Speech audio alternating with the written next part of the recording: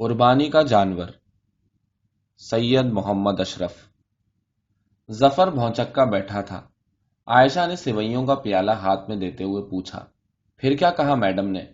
کہا کہ لڑکا 13-14 سال کا ہو، کسی اچھے گھر کا ہو، گھریلو کام کاج کا تھوڑا بہت تجربہ ہو، آنکھ نہ ملاتا ہو، صاف ستھرا رہتا ہو، تنخواہ زیادہ نہ مانگے، ناغہ نہ کرے، مہینے پیچھے پگار اور روزانہ 3 وقت کا کھانا بھی تو ملے گا۔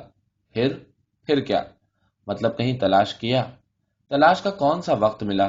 بقرعید کی نماز کے بعد سیدھا صاحب کو سلام کرنے چلا گیا تھا، وہیں سے چلا آ رہا ہوں۔ نوکر اتنی آسانی سے تھوڑے ہی مل پاتے ہیں، پھر اتنی زیادہ شرطیں، مجھے تو بہت مشکل نظر آتا ہے۔ ظفر کی آواز بھرا گئی۔ آپ اتنے پریشان کیوں ہیں؟ ہم لوگ اپنا تیوہار کیوں خراب کریں؟ 1 آدھ ہفتے میں تلاش کر لیں گے، عائشہ نے دلاسا دیا۔ میڈم نے کہا ہے پرسوں تک انتظام ہو جانا چاہیے۔ پرانی والی بائی اپنے وطن واپس چلی گئی ہے، ظفر نے جواب دیا۔ 1 آدھ ہفتے گھر کا کام خود نہیں سنبھال پائیں گی کیا؟ اتنی نازک ہیں؟ عائشہ عورت بن گئی۔ تم بات سمجھتی نہیں ہو، بلا وجہ کی بحث کرتی ہو۔ مکان کے لیے اپلائی کیا ہے عائشہ، صاحب 2-4 دن کے اندر فیصلہ کرنے والے ہیں کہ مکان کس کو ملے گا۔ ظفر نے سمجھایا۔ مکان کا ذکر سن کر عائشہ کے ماتھے کی سلوٹیں کھل گئیں، آنکھوں میں چمک پیدا ہوئی۔ قریب بیٹھ کر پوچھا، ظفر تم نے وہ مکان دیکھا ہے؟ کتنے کمرے ہیں؟ 2 روم، ہال، کچن، ایک چھوٹی سی بالکنی بھی۔ بالکنی بھی؟ سچ مچ؟ عائشہ کے منہ سے بس اتنا ہی نکلا اور اس نے وہیں بیٹھے بیٹھے نگاہیں گھما کر پورے کمرے کا جائزہ لیا۔ 14x12 کا چوتھے مالے کا تاریک کمرہ، ٹوٹے شیشے کی کھڑکی کے پاس ڈبل بیڈ، جس کے نیچے ایک دوسرے سے ملا کر رکھے گئے ٹرنک اور سوٹ کیس، دروازے کے پاس میز پر رکھا ٹی وی، اسی میز کے نیچے دری کے چوکور ٹکڑے پر بچوں کے کورس کی کتابیں، کاپیاں، کمرے کو بیچ سے 2 کرتی ہوئی الگنی جس پہ لٹکے ہوئے ہر سائز کے گیلے گیلے کپڑے، بچوں کو ڈانٹتے وقت ان کا چہرہ دیکھنے کے لیے جن کو دائیں بائیں سرکانا پڑتا ہے، دروازے کے پیچھے بڑوں اور بچوں کے جوتے چپلیں جن کی وجہ سے دروازہ پورا نہیں کھل پاتا۔ ضروریات کے لیے دوسرے مالے پر اتر کر مشترکہ غسل خانہ اور لیٹرین باتھ روم کا خیال آتے ہی اس نے نگاہیں گھمانا بند کر کے ذہن دوڑانا شروع کر دیا تھا۔ 2 کمرے، ہال اور کچن الگ، اور اس پر سے ایک بالکنی بھی جہاں گھر بھر کے کپڑے سکھائے جا سکتے ہیں۔ بمبئی میں تو یہ عیش نہیں عیاشی ہوگی۔ کچن کے پلیٹ فارم پر چولہا رکھا ہو تو مکان گھر لگنے لگتا ہے، وہیں کے وہیں برتن دھونے کے لیے نل بھی ضرور ہوگا، سبھی سرکاری گھروں میں ہوتا ہے۔ 2 مالے نیچے برتن لاد کر نہیں اترنا ہوگا۔ ہال کو ڈرائنگ روم بنائیں گے جیسا لکھنؤ میں رکاب گنج والے مکان میں بنایا تھا۔ اپنا فرنیچر اور دیگر سامان بھی منگا لیں گے جو اسی مکان کے ایک کمرے میں بند پڑا سڑ رہا ہوگا اور جسے ہٹانے کے لیے مکان مالک کا ایک اور نئے کرایہ دار کے 3 خط آ چکے ہیں۔ ایک کمرہ بچوں کا، وہیں ان کی میز کرسی، کتابیں، کاپیاں اور کپڑوں کے ٹرنک۔ دوسرے کمرے میں صرف ایک الماری اور ڈبل بیڈ۔ عائشہ نے چپکے سے نگاہیں اٹھا کر شوق کے ساتھ اپنے ادھیڑ ہوتے شوہر کو دیکھا۔ بڑے ہوتے بچوں کی موجودگی میں تو ظفر کے پاس بیٹھنے تک میں حجاب آتا ہے۔ ظفر نے کچھ سوچتے سوچتے نگاہیں اٹھائیں، بیوی کے رنگ بدلتے چہرے کو دیکھا، مسکرانے کی کوشش کی اور بولا، میں بھی وہی سب کچھ سوچ رہا ہوں ایشو، مگر خالی سوچنے سے کیا ہوگا؟ ایسا کرتے ہیں آج بقرعید میں کسی سے ملنے نہیں جائیں گے، عائشہ بولی۔ بچوں کو پڑوس میں چھوڑ کر شہر کا ایک چکر لگاتے ہیں، کوئی نہ کوئی لڑکا مل ہی جائے گا۔ آپ بکرا بھی نہیں لائے؟ وقت ہی کہاں ملا عائشہ، بتایا تو صاحب کے یہاں سے سیدھا گھر ہی آ رہا ہوں۔ ویسے بھی ہم نے پچھلے سال کب قربانی دی تھی؟ اس کا نتیجہ دیکھ تو لیا، اچھے بھلے لکھنؤ میں بیٹھے تھے، اچانک آپ کو بمبئی دے مارا، جہاں یہ کھٹولے برابر کا کمرہ رہنے کو ملا ہے۔ ظفر چپ رہا۔ عائشہ کو یہ وار خالی جاتا نظر آیا۔ اس نے کچھ بلندی سے معاملہ پھر اپنے ہاتھ میں لیا۔ آپ صاحب نصاب ہیں، تمہارے زیور اور سرکاری فنڈ کی وجہ سے۔ ہیں تو؟ ہاں ہوں تو۔ صاحب نصاب پر قربانی فرض ہے۔ ہاں، ظفر نے مری مری آواز میں جواب دیا۔ یہ فرض پورا نہ ہو تو آخرت میں معلوم ہے کیا ہوتا ہے؟ کیا ہوتا ہے؟ ظفر نے بن کر پوچھا۔ کل ہی اس سلسلے میں عائشہ نے قربانی کی اہمیت، قربانی کے جانور کی تندرستی، عدم ادائیگی کی سزا، پل صراط کی باریکی اور تیزی، دوزخ کی آگ اور قیامت کے عذاب کا نقشہ تفصیلی جزیات کے ساتھ کھینچا تھا۔ ظفر نے دیکھا ایک بڑے سے میدان میں ہزار ہا ہزار خلقت جمع ہے۔ ریت کے ایک بڑے سے میدان میں ایک قد آدم ترازو رکھا ہے، اس کے ایک پلڑے میں اس کے نیک اعمال ہیں اور دوسرے میں بدعمالیاں۔ دوسرا پلڑا بوجھ کے سبب زمین سے لگا جا رہا ہے، اور وہیں سب کے درمیان مگر سب سے جدا خدائے ذوالجلال ایک نور کے پیکر کی صورت میں جلوہ گر ہے، اور اس پیکر پر نگاہیں نہیں ٹھہر رہی ہیں۔ وہیں نزدیک ہی نیک اعمال کا معلن سفید پروں والا فرشتہ شرمندہ کھڑا ظفر کو دیکھ رہا ہے، اور ادھر سرخ پروں والا فرشتہ بلند آواز میں اعلان کر رہا ہے کہ زرینہ خاتون کے بیٹے ظفر احمد نے فلاں سن میں صاحب نصاب ہونے کے باوجود بقرعید کے موقع پر قربانی نہیں دی۔ اس نے بچپن میں سن رکھا تھا کہ قیامت میں لوگوں کو ان کی ماں کے نام سے پکارا جائے گا۔ سرخ فرشتے کے اس اعلان پر اس کے سارے دوست احباب کھڑے کھڑے ٹھٹھے لگا رہے تھے۔ پھر وہ دوست احباب مضبوط اونٹوں، تندرست گایوں، بھینسوں اور خوبصورت بکروں اور مینڈھوں پر بیٹھ کر مسکراتے ہوئے فخریہ انداز سے پل صراط پار کر رہے ہیں، اور جب وہ عائشہ اور بچوں کو لے کر پل پار کرنے کے لیے آگے بڑھا تو پل کو بال سے زیادہ باریک اور تلوار سے زیادہ تیز پایا۔ پہلا قدم رکھتے ہی سب کے بدن بیچ سے دو ہو گئے اور نیچے اس آگ میں گر کر انگاروں کی طرح بھڑکنے لگے جس کے شعلے آسمان سے باتیں کر رہے تھے۔ اس کے دوست احباب پیچھے مڑ کر نیچے دیکھتے ہوئے آپس میں کہہ رہے ہیں کہ اگر ظفر نے قربانی دی ہوتی تو اس وقت وہ بھی اسی جانور کو سواری بنا کر اطمینان سے یہ پل پار کر رہا ہوتا۔ چلو پہلے لڑکے کو تلاش کر لائیں۔ عائشہ اسے وہاں سے کھینچ لائی۔ قربانی کا وقت تو 3 دن تک رہتا ہے۔ دوپہر سے گھومتے گھومتے شام ہو گئی۔ کئی بسیں بدلی، 2 دفعہ ٹیکسی بھی کرنا پڑی، مگر کوئی نتیجہ نہیں نکلا۔ وہ دونوں غروب ہوتے سورج کے سامنے حاجی علی کی درگاہ کے مقابل سمندر کی فصیل پر خاموش بیٹھے تھے۔ 12-13 برس کا ایک لڑکا بھیک مانگتا ان کے پاس آیا۔ ظفر نے گردن موڑ کر دیکھا اور بیزاری سے منہ پھیر لیا، مگر عائشہ کی آنکھیں چمکنے لگیں۔ سنو ظفر، اس سے بات کریں۔ ظفر نے اسے پھر دیکھنا ضروری سمجھا۔ وہ میلے میلے کپڑے پہنے، ہاتھوں میں گندی گندی پٹیاں باندھے، خالی خالی آنکھیں لیے ان کے سامنے کھڑا تھا۔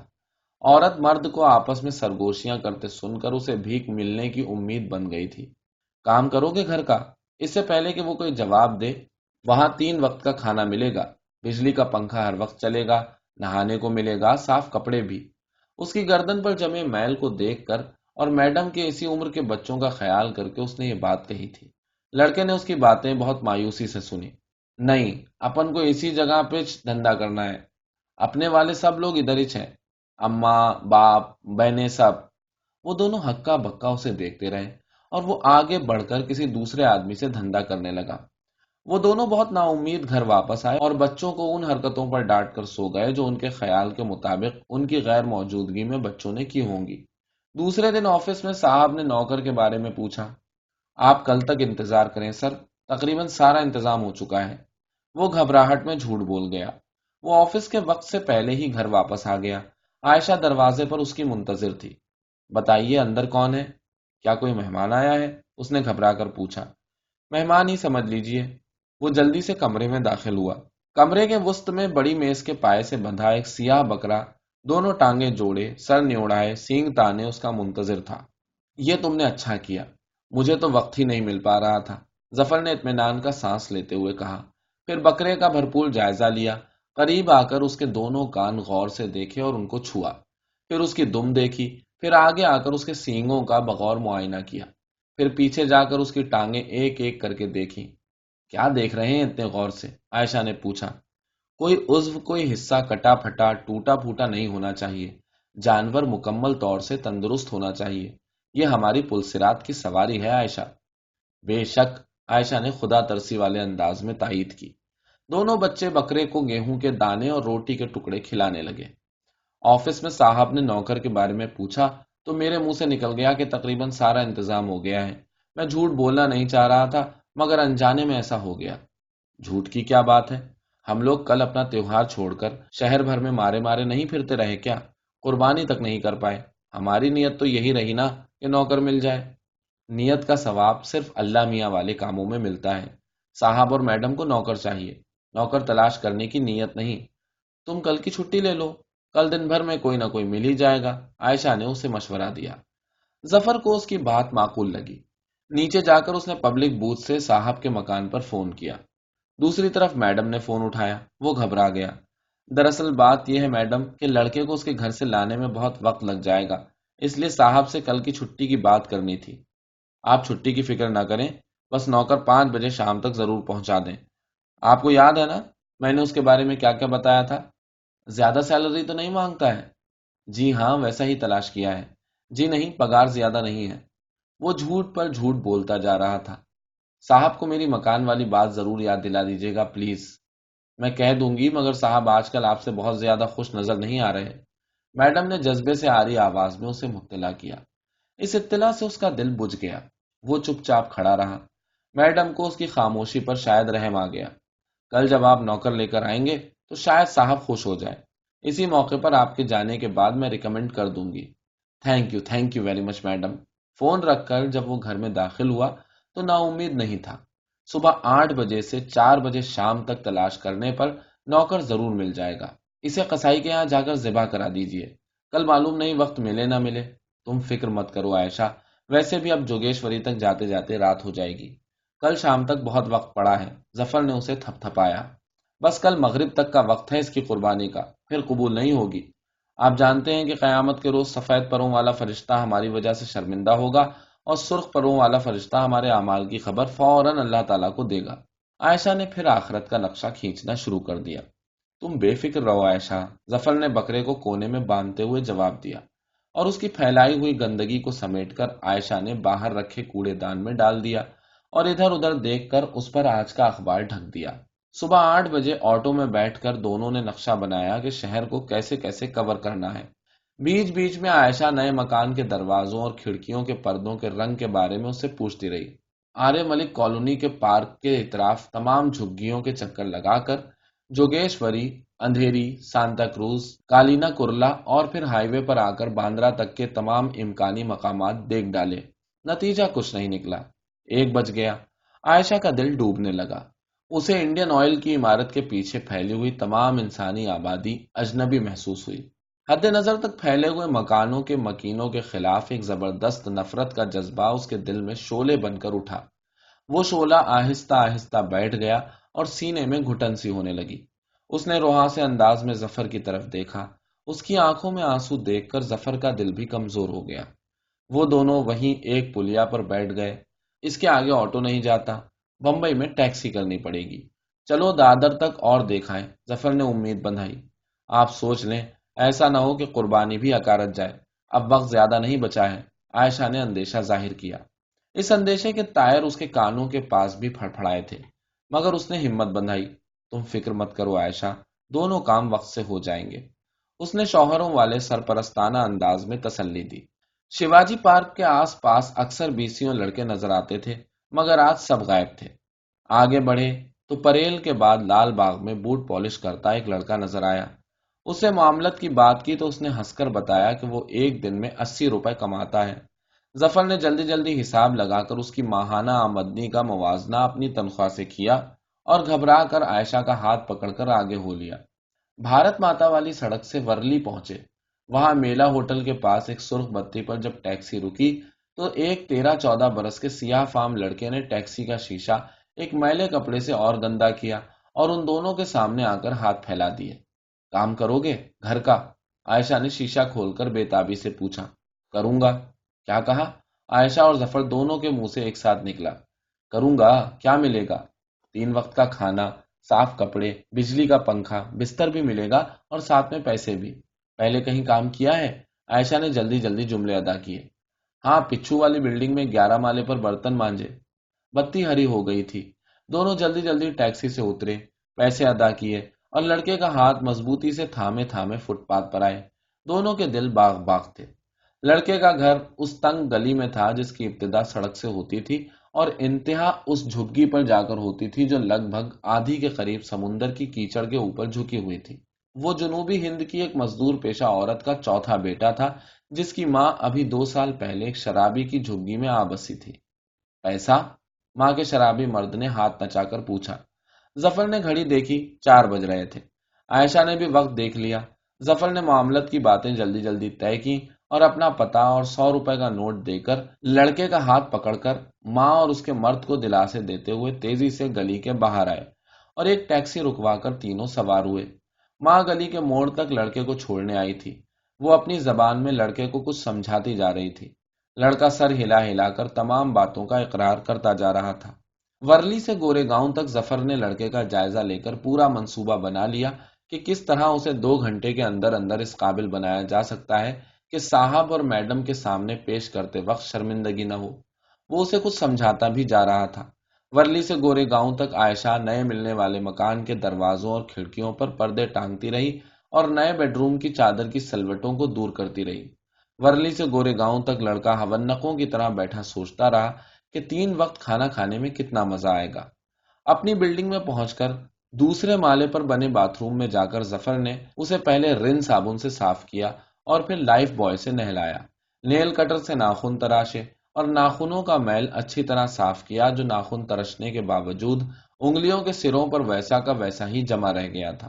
اپنے بیٹے کے کپڑے پہنائے، پھر عائشہ نے اس کے بالوں میں تیل ڈال کر کنگھی کی۔ اب وہ بالکل تیار تھا۔ اوپر سے دونوں بچے بکرے کو لے کر نیچے اترے۔ پاپا پاپا، ہم نے اسے آج خوب روٹی کھلائی اور خوب نہلایا اور اپنی تولیہ سے صاف کیا۔ بچوں نے داد طلب نظروں سے باپ کو دیکھا۔ جلدی کیجیے، بکرا بھی ساتھ لے جائیے، راستے میں ذبح کرا دیجیے گا، عائشہ بولی۔ بہت کم وقت رہ گیا۔ ظفر نے دیکھا کہ عائشہ کی آنکھوں میں سفید پروں اور سرخ پروں والے فرشتے پھڑپھڑا رہے تھے۔ تم فکر مت کرو عائشہ، ظفر نے حسب معمول اسے دلاسا دیا، اور ایک ہاتھ میں بکرے کی رسی اور دوسرے میں بچے کا ہاتھ پکڑ کر سیڑھیاں اتر کر نیچے آ گیا۔ آٹو رکشا کے ڈرائیور کو کسی نہ کسی طرح راضی کر کے بکرے اور لڑکے کو سوار کرایا۔